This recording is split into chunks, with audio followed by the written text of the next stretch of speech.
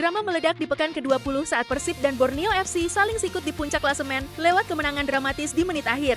Sementara itu, kejutan besar mengguncang Jakarta setelah Persija dipermalukan rival abadi mereka, Arema FC, di hadapan publik sendiri. Panggung pembantaian tersaji di Gianyar saat Persibaya melumat Bali United 3-1, dibarengi keberhasilan Persik dan PSM mengamankan poin krusial. Ketegangan pekan ini ditutup dengan drama penalti kontroversial Semen Padang, serta kemenangan tipis Persijap yang memanaskan persaingan di zona merah.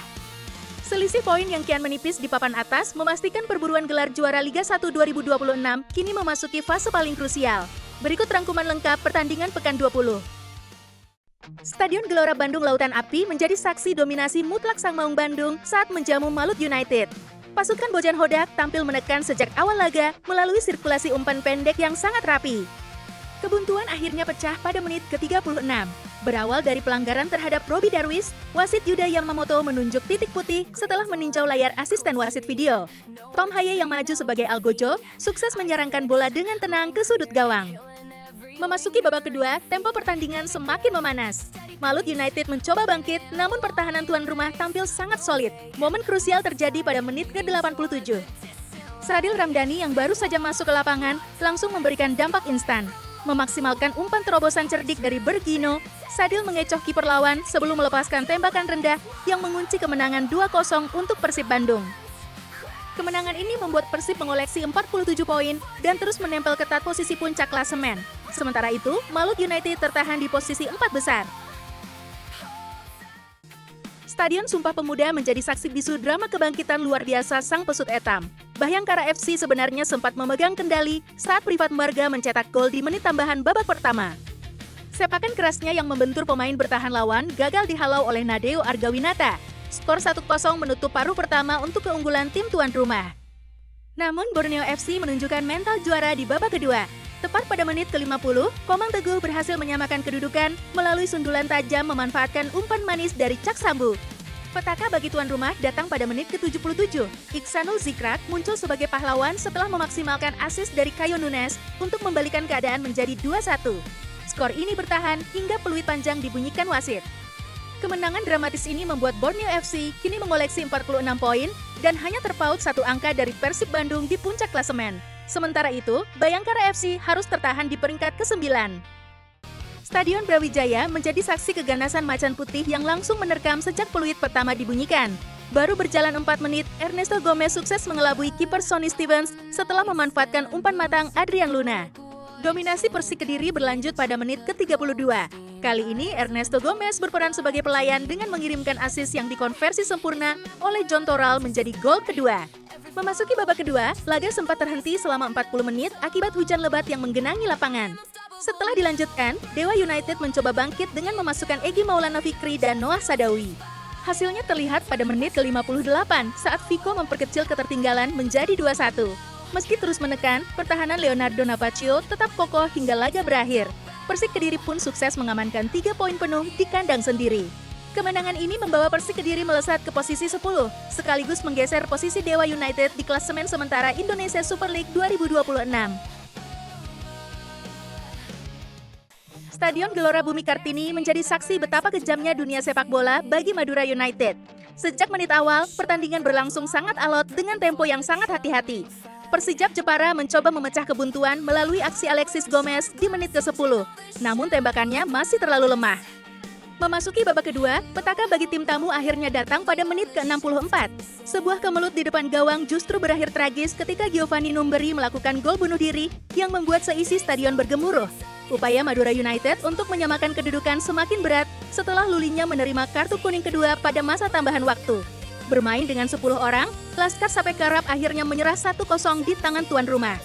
Kemenangan tipis ini membawa Persijap naik ke posisi ke-16 dengan 15 poin, sementara Madura United tertahan di peringkat ke-14.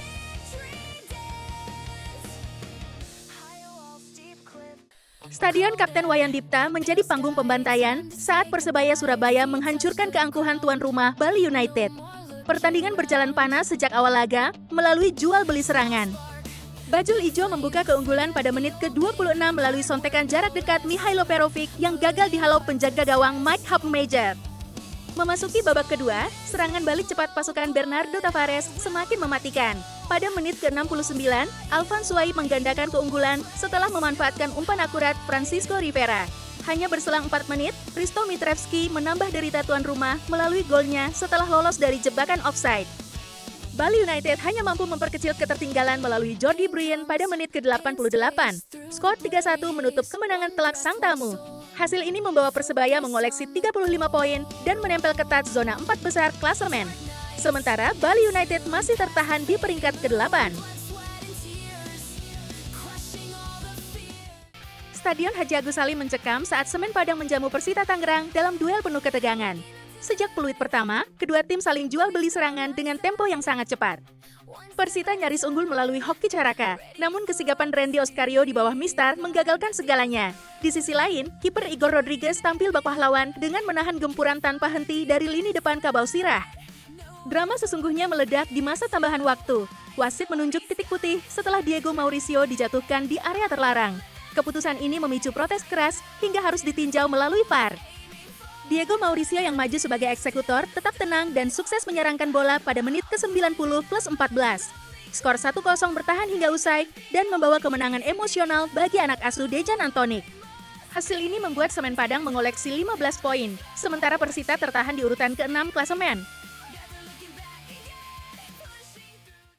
Kebangkitan dramatis pasukan Ramang tersaji saat mereka harus menghadapi tekanan besar dari PSBS Biak. Sejak peluit pertama, Juku Eja langsung tampil agresif dan mengancam melalui sundulan tajam Gladson Paisao. Kebuntuan akhirnya pecah pada menit ke-43. Rizky Eka Pratama melepaskan sepakan melengkung indah yang bersarang mulus di sudut gawang lawan. Tak butuh waktu lama di babak kedua, PSM menggandakan keunggulan melalui tendangan akurat Gladson Paisao pada menit ke-54. Badai Pasifik sempat memberikan perlawanan sengit saat Ruyeri Alfonso mencetak gol balasan lewat skema tendangan bebas di menit ke-80. Bahkan, Ruyeri nyaris menyamakan kedudukan di menit akhir jika bola tidak membentur tiang gawang. Skor 2-1 bertahan untuk kemenangan tim tamu. Hasil ini membuat PSM Makassar berhasil menjauh dari zona merah, sementara PSBS Biak kini terancam degradasi.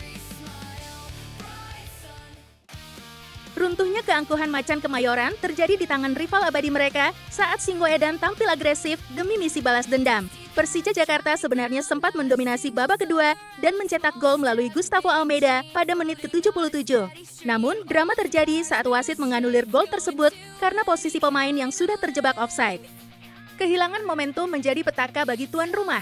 Pada menit ke-82, Gabi melakukan aksi individu mematikan sebelum melepaskan tembakan terukur yang merobek jala Carlos Eduardo. Saat Persija asik menyerang, Gabi kembali menghukum lini belakang lawan pada menit ke-90 plus 10. Dua gol tanpa balas memastikan kemenangan gemilang bagi tim tamu di kandang lawan.